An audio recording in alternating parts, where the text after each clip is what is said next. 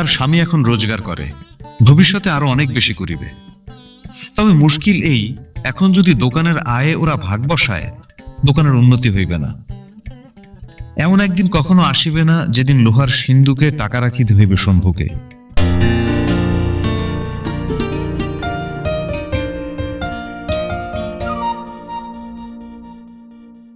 মানিক বন্দ্যোপাধ্যায় এক জীবন শিল্পীর নাম। জীবনের ক্লেদ, গ্লানি, নিষ্ঠুরতা, আদিমতা, জৈব তাৎপর্য গল্পে স্থান দিয়েছেন। এ কারণেই তিনি বাংলার বাস্তববাদী কথাশিল্পী। তারই এক অমর সৃষ্টি দোকানির বউ, যা শ্রুতিনাটকে রূপান্তর করেছে গপ্প আর যুক্তিতক্ক। তাহলে শুরু করা যাক। সরলার পায়ে সবসময় মল থাকে। মল বাজাইয়া হাঁটে সরলা, ঝমর ঝমর। চুপি চুপি নিঃশব্দে হাঁটিবার দরকার হইলেও মল সরলা খুলিয়া ফেলে না। উপরের দিকে ঠেলিয়া তুলিয়া শক্ত করিয়া পায়ের মাংসপেশিতে আটকাইয়া দেয়। মল আর বাজে না। প্রথম প্রথম শম্ভু এ খবর রাখিত না। ভাবিত বউ আশেপাশে আসিয়া পৌঁছানোর আগে আসিবে মলের আওয়াজের সংকেত। পিছন হইতে মোটর আসিবার আগে যেমন হর্নের শব্দ আসে, কবার বিপদে পড়িয়া বউয়ের মলের উপর শম্ভুর নির্ভর টুটিয়া গিয়াছে। ঘোষপাড়ার প্রধানতম পথটার ধারে একখানা বড় টিনের ঘরের সামনে খানিকটা অংশে বাঁশের মাচার উপর শম্ভুর দোকান। মাটির হাড়ি, গামলা, কেরোসিন কাঠের তক্তার চৌকো চৌকো খো, ছোট বড় বারকোষ, চটের বস্তা ইত্যাদি আধারে রক্ষিত জিনিসপত্রের মাঝখানে শম্ভুর বসিবার ও পয়সা রাখিবার ছোট চৌকি। হাত ও লোহার হাতা বাড়াইয়া এখানে বসিয়াই শম্ভু অধিকাংশ জিনিসের নাগাল পায়। পিছনে প্রায় এক মানুষ উঁচু 5 সারি কাঠের তাক, সাবু, বার্লি ও দানাদার চিনি রাখিবার জন্য একপাশে কাঁচ বসানো হলদে রঙের টিন, এলাচ, লবঙ্গ প্রভৃতি দামি মশলা, নানা আকারের পাত্র, লণ্ঠনের চিমনি, দেশলাইয়ের প্যাকেট, কাপড় কাচা গায়ে মাখা সাবান, জুতার কালি, লজেনচুস এবং মুদিখানা ও মণিহারি, দোকানের আরো অনেক বিক্রিয় পদার্থের সমাবেশে তাকগুলি ঠাসা। তাকের 3 হাত পিছনে শম্ভুর শয়নঘরের মাটি লেপা চাঁচের বেড়ার দেয়াল। তাক আর দেয়ালের সমান্তরাল রক্ষণাবেক্ষণে যে সরু আবছা অন্ধকার গলিটুকুর সৃষ্টি হইয়াছে, শম্ভুর সেটা অন্দরে যাতায়াত করার পথ। সরলা বউ মানুষ, অন্দরেই তার থাকার কথা। কিন্তু সরলা মাঝে মাঝে করে কি, পায়ের মল উপরে ঠেলিয়া দিয়া চুপি চুপি তাকের জিনিসের ফাঁকে চোখ পাতিয়া দাঁড়াইয়া থাকে। স্বামীর দোকানদারি দেখে এবং খদ্দেরের সঙ্গে আলাপ আলোচনা শোনে। বাড়িতে শম্ভু খুব নিরীহ শান্ত প্রকৃতির চুপচাপ মানুষ, কিন্তু দোকানে বসিয়া খদ্দেরের সঙ্গে তাকে কথা বলিতে ও হাসি তামাশা করিতে দেখিয়া সরলা অবাক। মানুষ বুঝি এমন সব হাসির কথা বলে, শম্ভু যে তাকের আড়ালে সরলার হাসি চাপিতে প্রাণ বাহির হইয়া যায়। ক্রেতারা যদি পুরুষ হয় তবে শম্ভুর ব্যবহারে এরকম মজা লাগে সরলার। কিন্তু দুঃখের বিষয়, শম্ভুর দোকানে শুধু পুরুষেরাই জিনিস কিনিতে আসে না। বেচাকেনা শেষ হওয়া পর্যন্ত সরলা অপেক্ষা করে, তারপর পায়ের মলগুলি আলগা করিয়া দেয় এবং মাটিতে লাথি মারার মতো জোরে জোরে পা ফেলিয়া ঝমর ঝমর মল বাজাইয়া অন্দরে যায়। শম্ভু ভিতরে আসে। একটু পরেই দেখিতে পায় উনান নিভিয়া আছে, ভাত ডালের হাঁড়ি গড়াগড়ি দিতেছে উঠানে, আর স্বয়ং সরলা গড়াইতেছে রোয়াকে। অন্য দুর্লক্ষণগুলি শম্ভু তেমন গুরুতর মনে করে না। ঘরে 3 পুরুষের পালঙ্কে প্রশস্ত সুখসজ্জা থাকিতে রোয়াকে ছেঁড়া মাদুরে কালা কানা বোবা ও বিকৃতমুখী সরলাকে পড়িয়া থাকিতে দেখিয়াই সে কাবু হইয়া যায়। তারপর অনেকক্ষণ তাকে ওজন করিয়া কথা বলিতে ও সোহাগ জানাইতে হয়।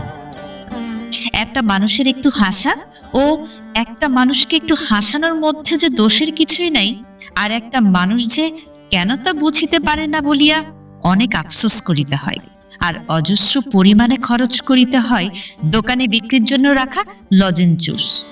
সরলা একেবারে লজেনচুস খাওয়া রাক্ষসী। তাও যদি কম দামি লজেনচুস খাইয়া তার স্বাদ মিটিত, পয়সায় যে লজেনচুস শম্ভু 2টির বেশি বিক্রি করে না, কেউ 4 পয়সার কিনিলেও একটি ফাও দেয় না, সেইগুলো সরলার গোগ্রাসে গেলা চাই। তারপর সরলার কানাত্ম, কালাত্ম ও বোয়াত্ম ঘোচে এবং রাগের আগুন নিবিয়া যায়। তবে একটা উদাস উদাস অবহেলার ভাব, কথায় কথায় অভিমান করিয়া কাঁদো কাঁদো হওয়া, এ সমস্তের ওষুধ হিসেবে দরকার হয় একখানা শাড়ি। দামি নয়, সাধারণ একখানা শাড়ি, দূরে হইলেই ভালো। 1 বছর মোটে দোকান করিয়াছে শম্ভু। এর মধ্যে এমনি ভাবে এবং এই ধরনের অন্যভাবে সরলা 7খানা শাড়ি আদায় করিয়াছে। সাধারণ কম দামি শাড়ি দূরে হইলেই ভালো। তবু বছরের শেষাশেষি চৈত্র মাসের কয়েক তারিখে অকারণে শম্ভু তাকে আরেকখানা ডুরে শাড়ি কিনিয়া দিল। বলিল অবশ্য যে ভালোবাসিয়া দিয়াছে। একটু বাড়াবাড়ি রকমের ব্যগ্রতার সঙ্গে বাড়াবাড়ি রকম স্পষ্ট করিয়াই বলিল, কিন্তু বিনা দোষে 7 বার জরিমানা আদায়কারিণী বউকে এরকম কি কেউ দেয়? যাই হোক, শাড়ি পাইয়া এত খুশি হইল সরলা যে আর এক দণ্ড স্বামীর বাড়িতে থাকিতে পারিল না। বেড়ার ওপাশে শ্বশুর বাড়িতে গিয়া হাজির হইল। শম্ভুর বাড়িটা আসলে আস্ত একটা বাড়ি নয়, একটা বাড়ির এক টুকরো অংশ মাত্র। 3 ভাগের 1 ভাগ। দোকান ঘর ও শয়ন ঘরে ভাগ করা বড় ঘরখানা। উত্তরের ভিটায় আরেকখানা খুব ছোট ঘর, তার পাশে রান্নার একটি চালা, আর শয়ন ঘরের কোণ হইতে রান্নার চালাটার কোণ পর্যন্ত মোটা শক্ত ডবল চাঁচের বেড়া দিয়া ভাগ করা 3 কোণা 1 টুকরা উঠান। শম্ভুরা 3 ভাই কিনা, তাই বছরখানেক আগে এইরকম ভাবে পৈতৃক বাড়িটা ভাগ করা হইয়াছে। বেড়ার এপাশে শম্ভুর 1 ভাগ এবং ওপাশে অন্য 2 ভাইয়ের বাকি 2 ভাগ। এপাশে শম্ভু আর সরলা থাকে, ওপাশে একত্রে থাকে শম্ভুর দাদা দীননাথ ও ছোট ভাই বৈদ্যনাথ, তাদের বউ আর ছেলে মেয়ে, শম্ভুর বিধবা মা আর মাসি এবং শম্ভুর 2টি বোন। এভাবে শুধু বউটিকে লইয়া বাড়ির উঠোনে বেড়া দিয়া ভিন্ন হওয়ার জন্য শম্ভুকে ভয়ানক স্বার্থপর মনে হইলেও আসল কারণটা কিন্তু তার নয়। 1 বছর আগে শম্ভু ছিল বেকার। সরলার দোকানদার বাবা বিষ্ণুচরণ তখন অবিকল একই রকম ভাবে ভিন্ন হওয়ার শর্তে জামাইকে দোকান করার টাকা দিয়াছিল। সুতরাং বলিতে হয়, স্বামীকে ভেড়া বানাইয়া নয়, বর্তমান সুখ ও স্বাধীনতাটুকু সরলা তার বাপের টাকাতেই কিনিয়াছে। কি সুখ সরলার, কি স্বাধীনতা! বেড়ার ওপাশে যাদের কাছে সে ছিল একটা বেকার লোকের বউ, বেড়ার এপাশে এখন তাদের শোনাইয়া ঝমর ঝমর মল বাজাইয়া হাতিতে তার কি গর্ব, কি গৌরব! দোকানটা ভালোই চলিতেছে শম্ভুর। ওদের টানাটানির সংসারের তুলনায় তার কি সচ্ছলতা! একটু মুখ ভার করিলে তার ডুরে শাড়ি আসে, না করিলেও আসে। সরলার পরনে নূতন ডুরে শাড়িখানা দেখিয়া বেড়ার উপাসের অনেকে অনেক রকম মন্তব্য করিল। তার মধ্যে সবচেয়ে কড়া হইল ছেঁড়া ময়লা কাপড় পরা বড় যা কালীর মন্তব্য। শীর্ণ মুখে ঈর্ষা বিকীর্ণ করিয়া বলিল, নাচনেওয়ালি সেজে গুরুজনদের সামনে আসতে তো লজ্জা করে না মেঝে বউ? যা যা, নাচ দেখিয়ে ভোলাগে যা স্বামীকে, যা। ছোট যা খেন্তির মাথায় একটু ছিট আছে, কিন্তু ঈর্ষা নাই।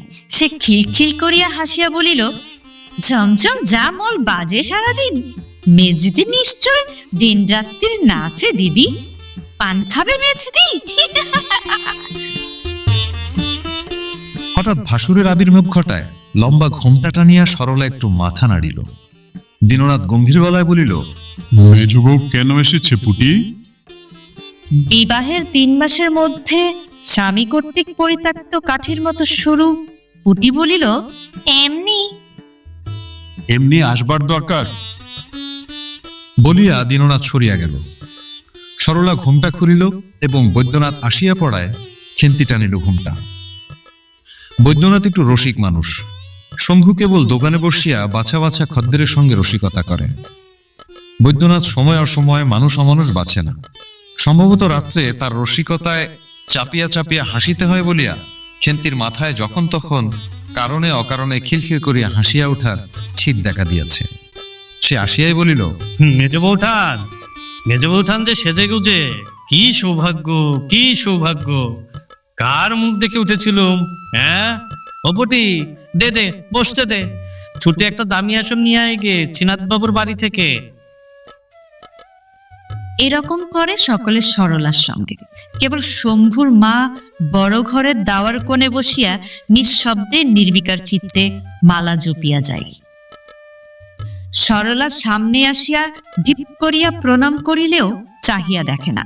সরলা পায়ে হাত দিতে গেলে শুধু বলে, নতুন কাপড় পরে ছিল না বাছা?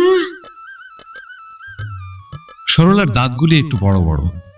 সাধারণত কোনো সময়ে সেগুলি সম্পূর্ণ ঢাকা পড়ে না। 20 মিনিট শ্বশুরবাড়ি কাটাইয়া বাড়ি ফেরার সময় দেখা গেল তার অধর ও ওষ্ঠে আজ নিবিড় মিলন হইয়াছে।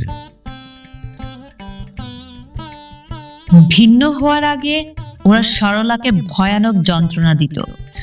উঠানে বেড়া ওঠার আগে সরলা ছিল ভারী রোগা ও দুর্বল। কাজ করিত বেশি, খাইত কম। বকুনি শুনিয়া শুনিয়া ঝালাপালা কান দুটিতে শম্ভুও কখনো মিষ্টি কথা ঢালিত না। 1 বছর একা থাকিয়া সরলার শরীরটি হইয়াছে নিটোল, মনটি ভরিয়া উঠিয়াছে সুখ ও শান্তিতে। রানীর মতো আছে সরলা। রান্না ছাড়া কোনো কাজই একরকম তাকে করিতে হয় না। পাড়ার একটি দুঃখী বিধবা কাজগুলি করিয়া দিয়া যায়। দোকান করার জন্য তার বাবা যত টাকা শম্ভুকে দিবে বলিয়াছিল সব এখনো দেয় নাই। অল্পে অল্পে দিয়া দোকানের উন্নতি করার সাহায্য করিতেছে। মাসে একবার করিয়া আসিয়া দোকানের মজুত মালপত্র ও বেচাকেনার হিসাব দেখিয়া যায়। প্রত্যেকবার মেয়েকে জিজ্ঞাসা করে ইতোমধ্যে শম্ভুর পত্নী প্রেমে সাময়িক ভাটাও কখনো পড়িয়াছিল কিনা। বড় সন্দেহপ্রবণ লোকটা, বড় অবিশ্বাসী। নয়তো মেয়ের আহ্লাদে গদগদ ভাবার ডুরের শাড়ির বহন দেখিবার পর ও কথাটার জিজ্ঞাসা করিয়া জানিবার চেষ্টা করিত না। দুঃখ যদি সরলার কিছু থাকে সেটা তার এই পরম কল্যাণকর একা থাকিবার দুঃখ। বেড়ার ওধারে অশান্তি ভরা মস্ত সংসারটির কলরব দিনরাত্রি তার কানে আসে। ছোট বড় ঘটনাগুলির ঘটিয়া চলা এই বাড়িতে বসিয়াই সে অনুসরণ করিতে পারে। ছেলে মেয়েগুলি কখনো কাঁদে ক্ষুধায়, আর কখনো কাঁদে মার খাইয়া। বড় যা কখনো কারণে অকারণে চেঁচায়, ছোট যা কখনো খিলখিল করিয়া হাসিয়া উঠিয়া ধমক শুনে, ছোট দেবর কখনো কাকে খোঁচা দিয়া ঠাট্টা করে, কবে কি আত্মীয় স্বজন আসে যায়। বেড়ার এক প্রান্ত হইতে অন্য প্রান্ত পর্যন্ত সরলা স্থানে স্থানে কয়েক জোড়া ফুটা করিয়াছে। সরিয়া সরিয়া এই ফুটাগুলিতে চোখ পাতিয়া সে ঘন্টার পর ঘন্টা কাটাইয়া দেয়। ওই আবর্তের মধ্যে কিছুক্ষণ পাক খাইয়া আসিতে বড় ইচ্ছা হয় সরলার। নিজের বাড়ি আসিয়া সে ডুরের শাড়ি ছাড়িল না, রান্নার আয়োজন করিল না। একবার শম্ভুর দোকানদারি দেখিয়া আসিয়া ছটফট করিতে লাগিল। বিকালে তার বাবা আসিবে, বাপের সঙ্গে কিছুদিনের জন্য বাপের বাড়ি চলিয়া যাইবে কিনা তাই ভাবিতে লাগিল সরলা। কত কথা মনে আসে আলস্যের প্রশ্রয়ে, অবাধ্য মনে। শম্ভু বেকার ছিল তাই আগে সকলে তাকে দিত যন্ত্রণা। ভিন্ন হইয়া আছে বলিয়া এখন সকলে তার সঙ্গে ব্যবহার করে খারাপ। বেড়াটা ভাঙিয়া আবার ভাঙা বাড়ি দুটাকে এক করিয়া দিলে ওরা কি তাকে খাতির করিবে না? তার স্বামী এখন রোজগার করে, ভবিষ্যতে আরো অনেক বেশি করিবে। তবে মুশকিল এই, এখন যদি দোকানের আয়ে ওরা ভাগ বসায়, দোকানের উন্নতি হইবে না। এমন একদিন কখনো আসিবে না যেদিন লোহার সিন্ধুকে টাকা রাখিতে হইবে শম্ভুকে। যত দূরে শাড়ি সে আদায় করুক আর যত লজেন্সুস খাক, দোকানের আয় ব্যয়ের মোটামুটি হিসাব তো সরলা জানে। 3 পুরুষের পালঙ্কে গিয়া সে শুইয়া পড়ে। কতদিন পরে ও বাড়ির সকলের ভয় ভালোবাসা ও সমীহ কিনিবার মতো অবস্থা তার হইবে হিসাব করিয়া উঠিতে পারে না ভাবিয়া বড় কষ্ট হয় সরলা। অনেকক্ষণ পরে উঠিয়া গিয়া অভ্যাস মতো সরলা একবার বেড়ার মাঝখানের ফুটাই চোখ পাতিয়া দাঁড়াইল। দেখিল ও বাড়িতে বড় ঘরের দাওয়ায় বসিয়া শম্ভু সকলের সঙ্গে কথা বলিতেছে। মাঝে মাঝে শম্ভুকে সে বেড়ার ওদিকে দেখিতে পায়। এতে সরলা আশ্চর্য হয় না, সে পরের মেয়ে। সে যখন যায় শম্ভুও মাঝে মাঝে যাইবে বইকি। সরলার কাছে বিস্ময়কর মনে হয় শম্ভুর সঙ্গে সকলের ব্যবহার। ভিন্ন হওয়ার জন্য রাগ করা দূরে থাক, কেউ যেন একটু বিরক্ত পর্যন্ত হয় নাই শম্ভুর উপর। বেড়া ডিঙানো মাত্র ওপাশের মানুষগুলির সঙ্গে শম্ভু যেন এক হইয়া মিশিয়া যায়, এতটুকু বাধা পায় না। উটি 1 গ্লাস জল আনিয়া দিল শম্ভুকে। সকলের সঙ্গে কি আলোচনা শম্ভু করিতেছে সরলা বুঝিতে পারিল না। মন দিয়া সকলে তার কথা শুনিতে লাগিল, আর খুশি হইয়া কি যেন বলা বলি করিতে লাগিল নিজেদের মধ্যে। শম্ভু উঠিয়া আসিবার পরেও ওদের মধ্যে আলোচনা চলিতে লাগিল। সরলা অবাক হইয়া ভাবিতে লাগিল যে তার স্বামীর যোগ আছে, অথচ তার জানা নাই এমন কি গুরুতর ব্যাপার থাকিতে পারে যে এত পরামর্শ দরকার হয়। জিজ্ঞাসা করিতে শম্ভু বলিল, ও কিছু না, জমি জমা ভাগ বাটোয়ারার কথা হচ্ছিল। আমার ভাগটা বেচে ফেলবো ভাবছি কি না। কেন বেচবে কেন? তুমি জানো না? না, কবে থেকে বলছি তেল নুন বেচে লাভ নেই একদম। বাজারে একটা মনিহারি দোকান করব, তাতে টাকা লাগবে না?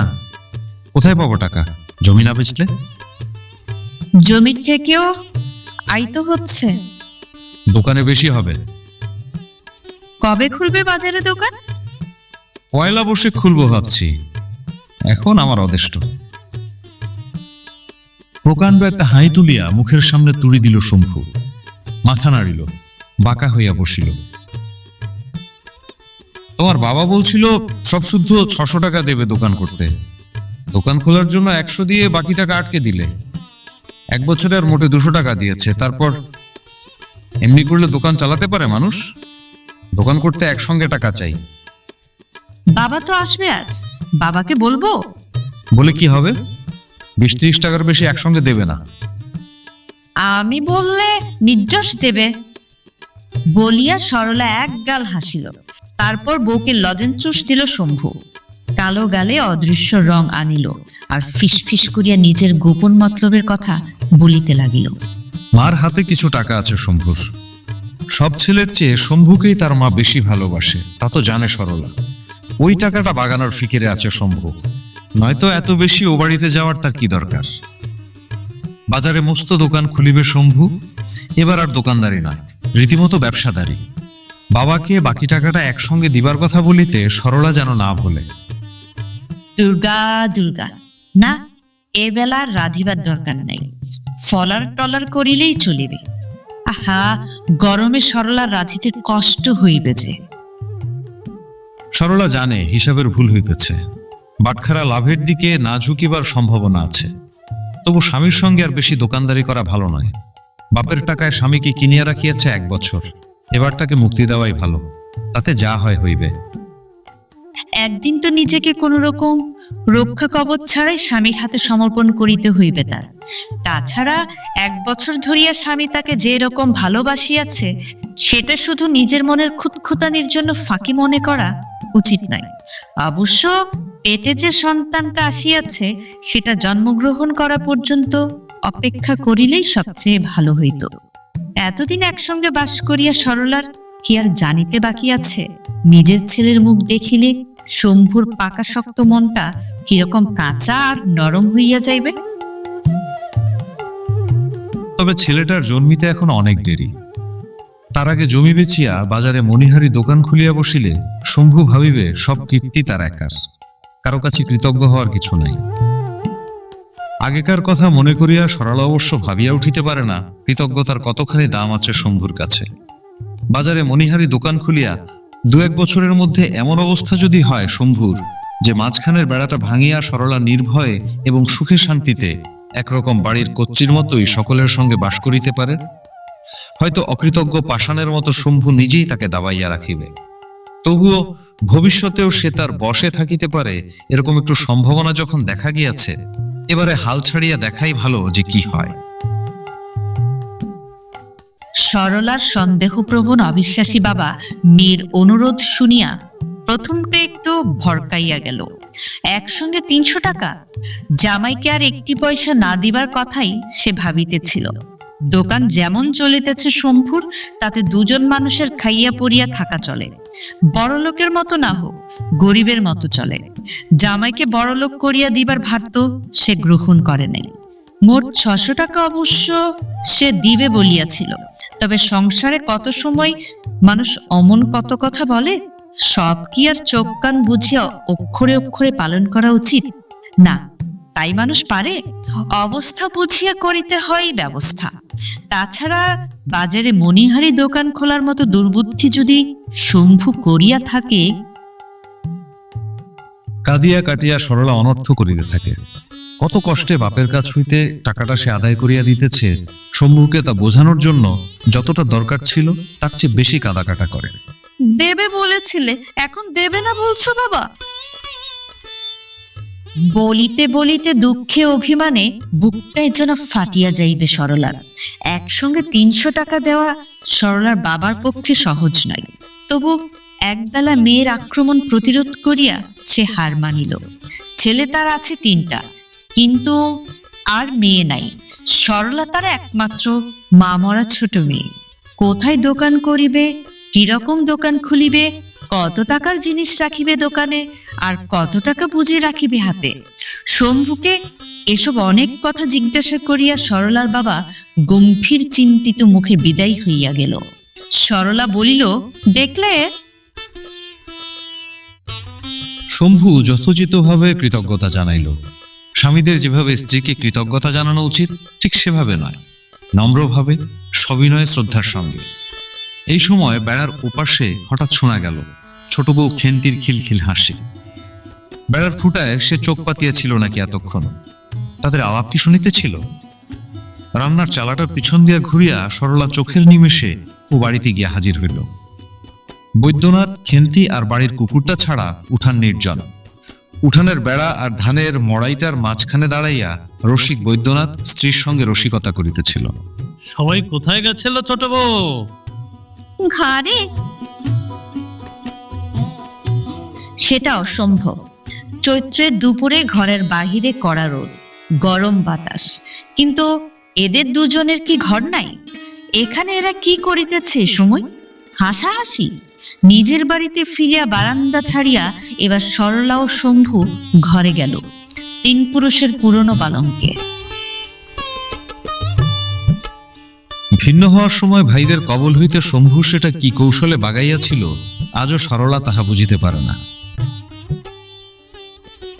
পালঙ্কে শুইয়া সরলা চোখ বুঝিল।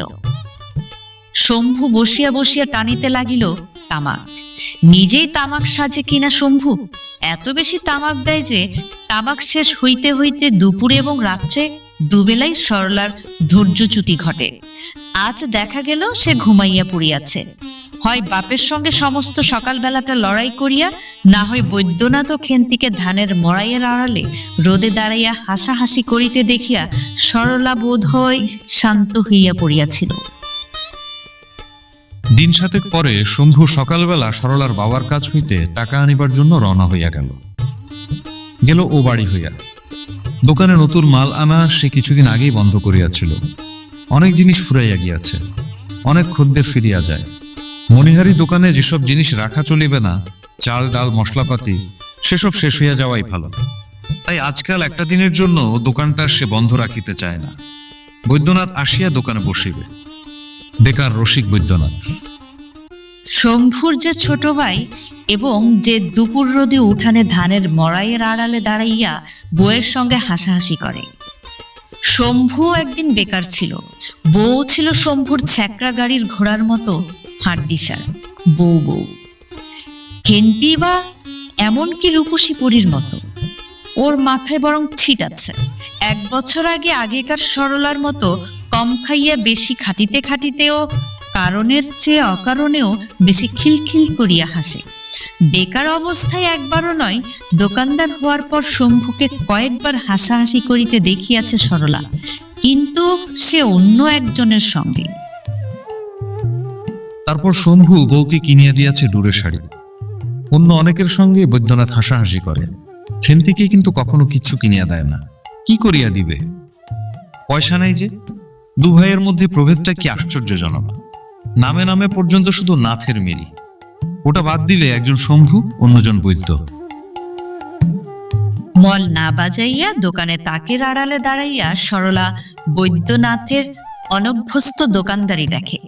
মালপত্রের অভাবে কেমন ফাঁকা ফাঁকা লক্ষ্যে ছাড়া মনে হয় দোকানটা। কদিন হইতে মনটা ভালো ছিল না সরলার। উঁচু দাঁত দুটি অনেক সময় ঢাকা পড়িয়া যাইতেছিল।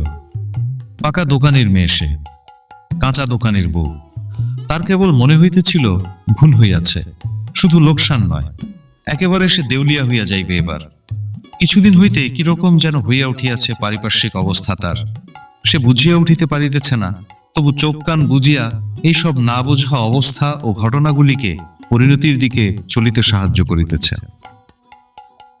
আজকাল শম্ভু ঘন ঘন ও বাড়িতে যাওয়া আসা শুরু করিয়াছে।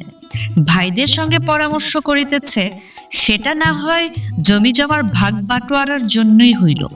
শম্ভুর সঙ্গে ও বাড়ির সকলের ব্যবহার, ও বাড়িতে কি শুধু দেবদেবী বাস করে যে 1 বছর ধরে এমন ভাবে ভিন্ন হইয়া থাকিয়া জমি জমার ভাগ বাটোয়ারা করিতে গেলেও শম্ভুর সঙ্গে ওরা সকলে পরমাত্মীয়ের মতো ব্যবহার করিবে?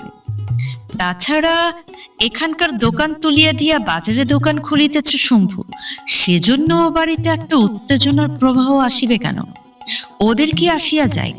বেড়ার ফুটে চোখ রাখিয়া সরলা স্পষ্ট বুঝিতে পারে ও বাড়ির বয়স্ক মানুষগুলোর কি যেন হইয়াছে। অদূর ভবিষ্যতে বিবাহ উপনয়নের মতো বড় রকম একটা ঘটনা ঘটিবার সম্ভাবনা থাকিলে বাড়ির লোকগুলি যেমন করে, ওরাও করিতেছে অবিকল তেমনি। হইতে পারে শম্ভুর বাজারে দোকান খোলার একই সময়ে ওদের সংসারেও একটা বড় ব্যাপার ঘটিবার উপক্রম হইয়াছে। তবে সেটা যে কি ব্যাপার তা সরলা জানিতে পারিতেছে না কেন? বেড়ার উপাসে যা ঘটিবে সকলে গোপন না করিলে সরলার কাছে তো তা গোপন থাকার কথা নয়। আর সরলার কাছে সকলে যা গোপন করিবে তার পক্ষে সেটা কি কখনো শুভকর হইতে পারে? শুধু টাকা আদায়ের চেষ্টা করার বদলে বাপের সঙ্গে এসব বিষয়ে পরামর্শ না করার জন্য সরলার দুঃখ হয়। মেয়ে মানুষ সে, এত লোকের ষড়যন্ত্র সে কি সামলাইয়া চলিতে পারে? চক্রান্তটা বুঝিতে পারিলেও বরং আত্মরক্ষার চেষ্টা করিয়া দেখিত, একটা বুদ্ধি খাটানো চলিত। সে যে অন্ধকারে হাতড়াইয়া মরিতেছে, স্রোতে গা ভাসাইয়া দিয়াছে। সে যে ঠিক করিয়াছে এবার হাল ছাড়িয়া দেওয়াই ভালো। মেয়ে মানুষ সে, বউ মানুষ সে, তার কি উচিত এমন অবস্থার সৃষ্টি করিয়া রাখা যাহাতে তার বিরুদ্ধে সকলের চুপি চুপি চক্রান্ত করিতে হয়? দোকানে খদ্দের নাই দেখিয়া একসময় সে বৈদ্যনাথকে ভিতরে ডাকিল। আচ্ছা ঠাকুরপো, ও তোমাদের বাড়ি গিয়ে কি সব বলতো বলো তো? তা জানো না মেজ বউটার, তোমার নিন্দে করতো। তুমি নাকি দাদার এক কান ধরে ওঠাও আর এক কান ধরে বসাও, কানের ব্যথায়। চাষার মতন কথাবার্তা হয়েছে তোমার বাবু। এদিকে 1 পয়সা রোজগার নাই, কথা শুনলে গা জ্বলে মানুষের। বিক্রির পয়সাতে কাজ কত গাপ করবে তুমিই জানো। কদিন আগে ধানের মড়াইয়ের আড়ালে বউয়ের সঙ্গে হাসাহাসি করার পুরস্কার পাইয়া বৈদ্যনাথ দোকানে গিয়া বসিল। সরলা গালে হাত দিয়া রোয়াকে বসিয়া ভাবিতে লাগিল ভবিষ্যতের কথা। বড় ভাই উকিলের মোহরি, পাত্র নিজে একটা পাশ দিবার 2 ক্লাস নিচে পর্যন্ত পড়িয়া একটা আড়তে হিসাব লেখার কাজ করে। এত সব দেখিয়া তার বাবা শম্ভুর সঙ্গে তার বিবাহ দিয়াছিল। তার দাঁত উঁচু কালো মেঘ। নাই বা দিত, পাশের গায়ের জগৎ নামে যে লোকটি জমি চাষ করিয়া খায় তার সঙ্গে দিলেই হইতো।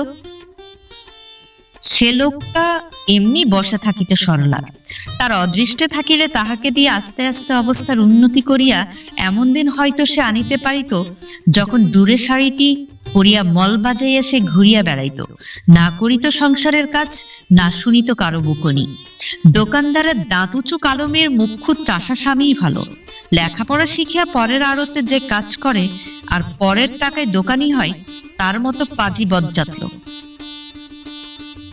পরদিন অনেক বেলায় শম্ভু ফিরিয়া আসা মাত্র সরলা টের পাইল যে লোকটা কাল বাড়ি ছাড়িয়া গিয়াছিল অবিকল সেই লোকটা ফিরিয়া আসে নাই। গিয়াছিল দম আটকানো অবস্থায়, ফিরিয়া আসিয়াছে হাফ ছাড়িয়া। শম্ভু একবার একটা মামলায় পড়িয়াছিল। রায় প্রকাশের দিন সে যেমন অবস্থায় কোর্টে গিয়াছিল আর সপক্ষে রায় শুনিয়া যেমন অবস্থায় ফিরিয়া আসিয়াছিল, এবার শ্বশুরবাড়ি যাওয়া আসা তার সঙ্গে মেলে। সরলা জিজ্ঞাসা করিল, টাকা পেলে? হ্যাঁ পেয়েছি। সব? সব। পাখাটা কই? বাতাস করো না একটু। হ্যাঁ গো, দাদা কিছু বললো নাই টাকার ব্যাপার নিয়ে? বিয়ের সময় তোমাকে 400 টাকা পণ দেয়া নিয়ে বাবার সঙ্গে যে কাণ্ডটা বেঁধেছিল দাদার। ঘেমে টেমে এলাম এই রোদে, পাখাটা পর্যন্ত এনে দিতে পারো না তুমি হাতে। অন্য কেউ হলে বাতাস করতো নিজে থেকে, বলতেও হতো না। ছোট বউ করে, ঠাকুরপোকে খুব হাসাই কিনা সেজন্যে। পাখাটা আনিয়া সরলা স্বামীকে বাতাস করিতে লাগিল বটে। বাতাসে শম্ভু কিন্তু ঠান্ডা হইল না। ভিতরে ভিতরে সে যে গরম হইয়াই আছে সেটা বোঝা যাইতে লাগিল তার মুখের ভাবে ও তাকানোর রকমে। সরলা আনমনে বলিতে লাগিল, আহা, আমার মাথার যত চুল তত বৎসর পরমায়ু হোক ছোট বউয়ের। কেন? কাল রাত্রিরে দুঃস্বপ্ন দেখলাম যে হাসতে হাসতে ছোট বউটা যেন মরে গেছে বুক ফেটে। আগুন লাগুক আমার পোড়া স্বপন দেখাই। ইয়ার কি জুড়েছ নাকি আমার সঙ্গে? হ্যাঁ, ভালো হবে না বলছি। ঘেমে টেমে এলাম আমি। বকুনি শুনিয়া সরলা অভিমান করিয়া পাখা ফেলিয়া রোয়াকে গিয়া ছেঁড়া মাদুরে শুইয়া পড়িল। কিছুক্ষণ পরে বাহিরে আসিয়া তেল মাখিতে মাখিতে শম্ভু বলিল, রাগ হলো নাকি? রাখবার মতো কি তোমাকে বলেছি শুনি? সরলা জবাব না দেয়ায় গামছা কাঁধে সে স্নান করিতে চলিয়া গেল পুকুরে। চলন্ত স্বামীকে দেখিতে দেখিতে চৈত্রের রোদে চোখে যেন ধাঁধা লাগিয়া গেল সরলা। দূরে শাড়ি নয়, লজেন চুষ নয়, সোহাগ নয়, মিষ্টি কথা নয়, শুধু সে রাগ করিয়াছে নাকি জিজ্ঞাসা করিয়া স্নান করিতে চলিয়া যাওয়া। একদিনে এত অধপতন হইয়াছে শম্ভুর। কে জানে, স্নান করিয়া আসিয়া খাইতে বসিয়া ডাল পোড়া লাগার জন্য সরলাকে হয়তো আজ সে গালাগালি পর্যন্ত দিয়া বসিবে। সব কথা খুলিয়া বলিয়া বাবার সঙ্গে পরামর্শ না করিয়া কি ভুলই সে করিয়াছে। ডাল পোড়া লাগার জন্য শম্ভু কিছু বলিল না, বরং মুখ ভার করিয়া না থাকার জন্য একবার অনুরোধই করিল সরলাকে। সরলা সজল সুরে বলিল, বকলে কেন? না বকিনি, ঘেমে টেমে এলাম কিনা। খাওয়ার পর সরলাই আজ তাকে তামাক সাজিয়ে দিল, ফু দিয়া তামাক ধরাইয়া দিল না। আয়নার সামনে সে অভিনয় করিয়া দেখিয়াছে যে ফু দিবার সময় বড় বিশ্রী দেখায় তার মুখখানা। শম্ভু নিজেই তামাক ধরাইয়া পরম পরিতৃপ্তির সহিত টানিতে আরম্ভ করিল। সরলা বলিল, ঠাকুরপো আজ যা বিক্রি সিক্রি করেছে হিসাব নিও। নেব। রাখাল বাবুর বাড়ি আধা মণ চাল নিয়েছে, ছিনা দুকেলের বাড়ি 250 মুগের ডাল, 2.5 পো মিছরি আর গায়ে মাখা একটা সাবান। তাছাড়া খুচরো জিনিস অনেক বিক্রি হয়েছে। ভাড়ে করে ঠাকুরপো অনেকটা তেল বাড়ি নিয়ে গেছে কাল, আর আজ নিয়ে গেছে কতগুলো লেমন জুস, আর কিসের জন্য একটা কৌটো। অত নাম টাম জানি না বাপু, আমি জিজ্ঞেস করো। আচ্ছা আচ্ছা, সে হবে ক্ষণ। তারপর এক সময় সে ঘুমাইয়া পড়িল। সরলা একবার ও বাড়িতে গেল।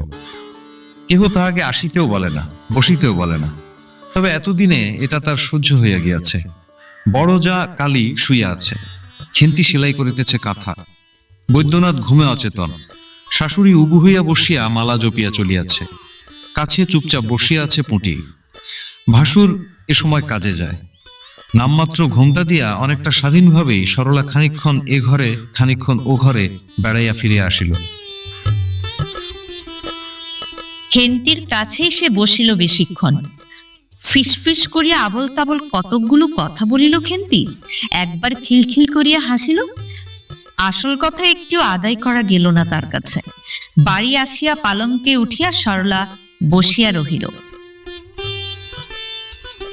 টাঙানো বাঁশে সাজানো জামা কাপড়গুলি জোর বাতাসে দুলিতেছে। ওর মধ্যে সরলার ডুরে শাড়ি দুখানাই দৃষ্টি আকর্ষণ করে বেশি। আর দৃষ্টি আকর্ষণ করে শম্ভুর ঘাড়ের কাছে লোম ভরা মস্ত জন্মচিহ্নটি। কাত হইয়া শুইয়া আছে শম্ভু, চওড়া পিঠে শয্যায় বিছানো পাটির ছাপ। সরলা বিছানায় উঠিবার পর সে পাশ ফিরিয়াছে, সরলার দিকে নয় ওদিকে। কে জানে এটা তার ভাগ্যেরই ইঙ্গিত কিনা। এরকম কত ইঙ্গিত ভাগ্য মানুষকে আগে ভাগে করিয়া রাখে।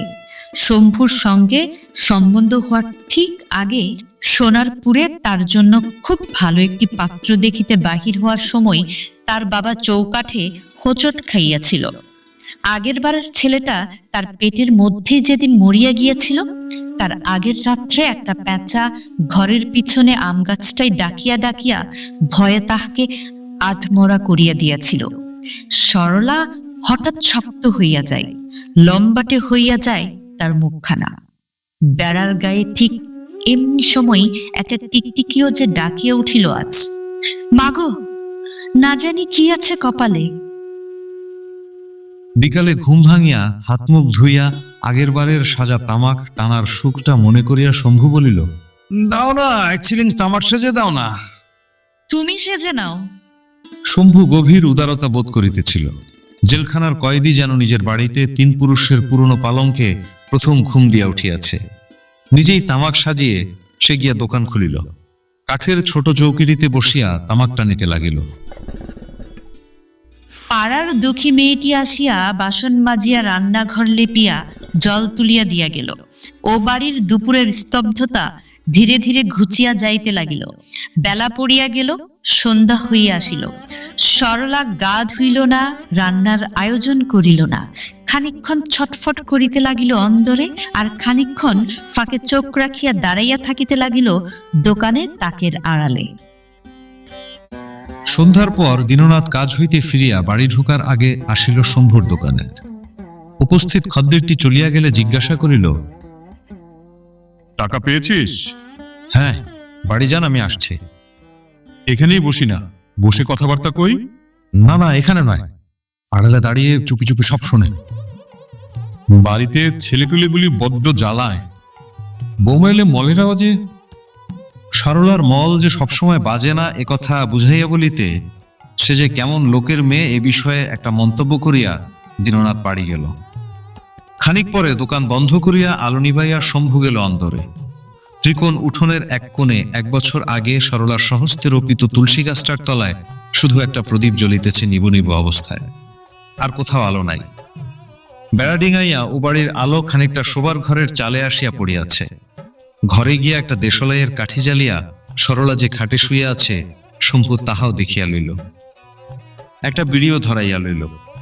তারপর সরলাকে একবার ডাকিয়া সাড়া না পাইয়া নিশ্চিন্ত মনে চলিয়া গেল ও বাড়িতে।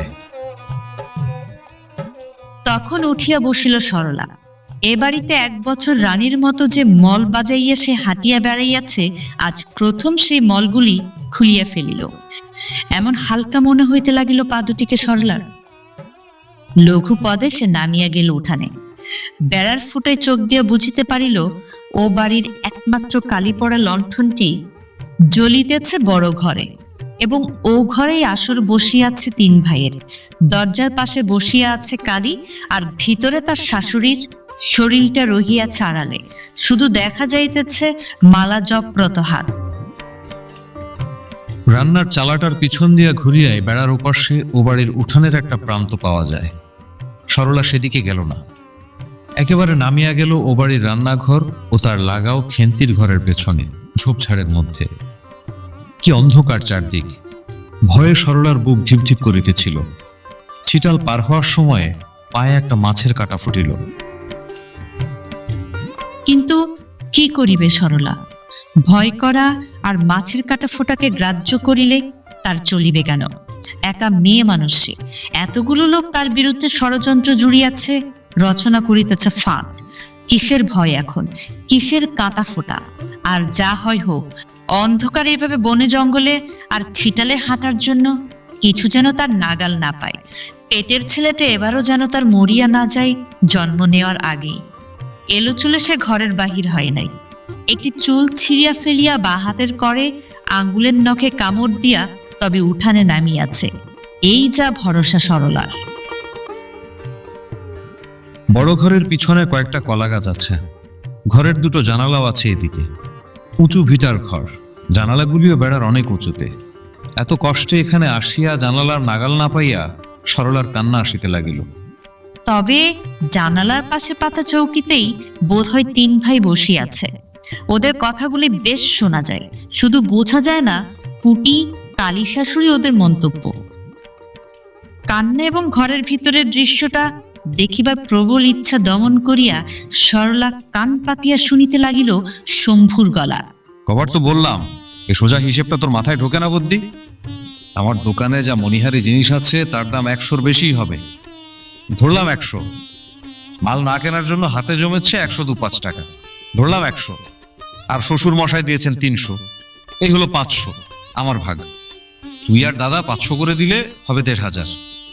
1000 টাকায় দোকান হবে, হাতে থাকবে 500। হাসি চাপিতে খেন্তির মুখে কাপড় গোজার আওয়াজ। দীননাথের গলা। বৌমা, দেহাপনা করো না বৌমা। কি জানিস শম্ভু, বড় বউয়ের সব গয়না বেচে আর কুড়িয়ে বাড়িয়ে আমি না হয় 500 দিলাম, বত্তি অত টাকা পাবে কোথা? ছোট বৌমার গয়না বেচলে তত টাকা হবে না। বৈদ্যনাথ তখন বলা শুরু করলে। শতিনেক হয়তো ঢের, তবে আমার বিয়ের আংটি বেচলে। থাম বাপু, তুই সব সময় খালি ফাজলামি তোর। যেমন স্বভাব হয়েছে তোর, তেমনি স্বভাব হয়েছে ছোট বৌমার। যাক যাক, কাজের কথা হোক। বদ্যি তবে 250 দিক, লাভের আমরা যা ভাগ পাবো ও পাবে তার অর্ধেক। ভাগাভাগির কথা বলছে এই জন্য, আগে থেকে সব কথা ঠিক করে না রাখলে পরে আবার গোল বাঁধবে। যে যত দেবে তার তত ভাগ, ব্যাস সোজা কথা, সব গন্ডগোল মিটে গেল।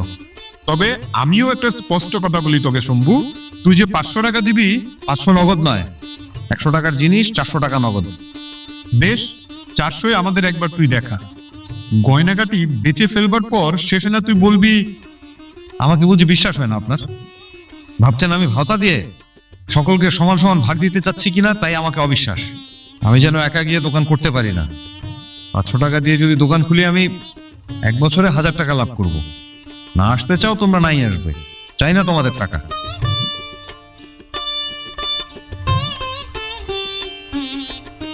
কোলাহল, কলহ, করা কথা, মধ্যস্থের গোলমাল থামানোর চেষ্টা, খানিকক্ষণ বাজে ব্যক্তিগত কথা, আবার ঝগড়া বাঁধিবার উপক্রম, তারপর শম্ভুর গলা। বেশ, কাল সকালে টাকা দেখাবো। গজেন শেখরার সঙ্গে কথা কয়ে এসছি, 29.5 দর দেবে বলেছে। কাল কাজে না গিয়ে গয়নাগুলোর ব্যবস্থা করব, যা লোকসানটাই হবে। এমনি সোনাদানা হয়ে আলাদা কথা, তৈরি গয়না তো বেচার মতো মহাপাপ আর নেই। বৌমা বুচি রাঁধেনি আজ, এখানেই তবে খেয়ে নে শম্ভু। ও পুটি, ঠাই করে দে তো আমাদের। বাসকে টাকাগুলি রাখিয়াছিল শম্ভু, কোথায় যে গেল সে টাকাটা? টাকার শোকে এবং উবাড়ির সকলের কাছে লজ্জায় শম্ভু পাগলের মতো চুল ছিঁড়িতে লাগিল। কি আর করবে বলো, অদৃষ্টের উপর তো আর হাত নেই মানুষের। আমি ঘুমোচ্ছি, ঘরের দরজা খোলা, আর তুমিও বাড়িতে গিয়ে বসে রইলে রাত 10টা পর্যন্ত। আর ওই তো বাস্কো, শাবলের এক চারি হয়তো ভেঙে গেছে। আমারই বা কি ঘুম, একবার টের পেলাম না। টের পেয়েছো কি না পেয়েছো? এমন করো না লক্ষ্মী, যেমন দোকান করছিলে তেমনি করো এখন। বাবাকে বলে আর কিছু টাকা। আর কি টাকা দেবে তোমার বাবা? সহজে কি দেবে? আমি কাঁদা কাটা করলে। ঝমর ঝমর মল বাজাইয়া গিয়া সরলা স্বামীকে 1 বাটি মুড়ি ও খানিকটা গুড় আনিয়া দিল। সস্নেহে বলিল, খাও, না খেলে কি টাকা ফিরে পাবে? বাবা টাকা যদি নাই দেয়? দেবে ঠিক, যদির কথা বলছি। আমি গয়না বেচে তোমায় টাকা দেব।